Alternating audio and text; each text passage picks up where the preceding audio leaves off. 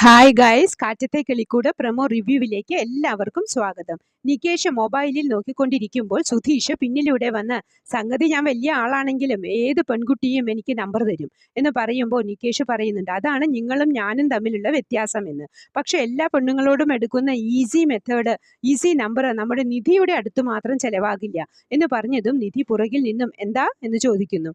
പിന്നീട് സുധീഷ് ജോത്സ്യന്റെ അടുത്ത് വല്യച്ഛൻ തറവാട്ടമ്പലത്തിന്റെ വഴി പറഞ്ഞു തന്നില്ല എന്ന് പറഞ്ഞപ്പോൾ വല്യച്ഛൻ കടയിലിരിക്കുന്ന നേരം നോക്കി ജോത്സ്യൻ വന്ന്, നമ്മുടെ പിള്ളേരെ തറവാട്ടമ്പലത്തിന്റെ വഴി ചോദിച്ചപ്പോ ആ പൈതങ്ങളോട് അറിയില്ല എന്ന് പറയാൻ നീ ആര് എന്ന് ചോദിച്ച് പേടിപ്പിക്കുന്നു. വല്യച്ഛൻ അത് കണ്ട് പേടിച്ച് ശരി എന്ന് തലയാട്ടുന്നു.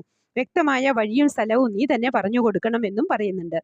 പിന്നീട് സുഭാഷിനെയും സുധീഷിനെയും കണ്ട വല്യച്ഛൻ വഴി പറഞ്ഞു കൊടുക്കുന്നു. അപ്പോൾ നികേഷിന് ഒരു സംശയം, എന്നാലും ഞങ്ങളെ കണ്ടപ്പോ അന്ന് അമ്പലം എവിടെയാണ് എന്ന് പറയാൻ കൂട്ടാക്കാത്ത ആള് ഇപ്പൊ എങ്ങനെ മനസ്സു മാറി എന്നുള്ളതാ എന്ന് ചോദിക്കുമ്പോൾ സുധീഷ് കോളറൊക്കെ പൊക്കി, അതൊക്കെ ഉണ്ട് മക്കളെ എന്ന് പറയുമ്പോഴും ഹരീഷും നികേഷിനും സംശയം തോന്നുന്നു. ഈ സുധീഷ് വല്ല ഉടായിപ്പും കാണിച്ചിട്ടുണ്ടാവും എന്ന് പറയുമ്പോൾ ഞാനല്ല, സാക്ഷാൽ ആണ്ടവൻ എന്ന് പറയുന്നു. അത് പ്രകാരം എല്ലാവരും തറവാട്ടമ്പലത്തിൽ പോകാൻ തീരുമാനിക്കുന്നു. ചാന്ദിനിയും പുറപ്പെടുന്നു. വീട്ടിൽ ഒറ്റയ്ക്കാക്കിയിട്ട് പോകാൻ പറ്റില്ലല്ലോ എന്നോർത്ത് ചാന്ദിനിയെയും കൂടെ കൂട്ടുന്നുണ്ട്.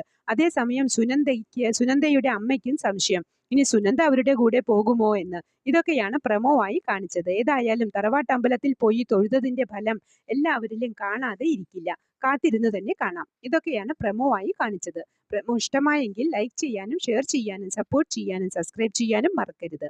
അടുത്തൊരു എപ്പിസോഡിന്റെ പ്രമോവുമായി വരുന്നതുവരെ കാത്തിരിക്കുക.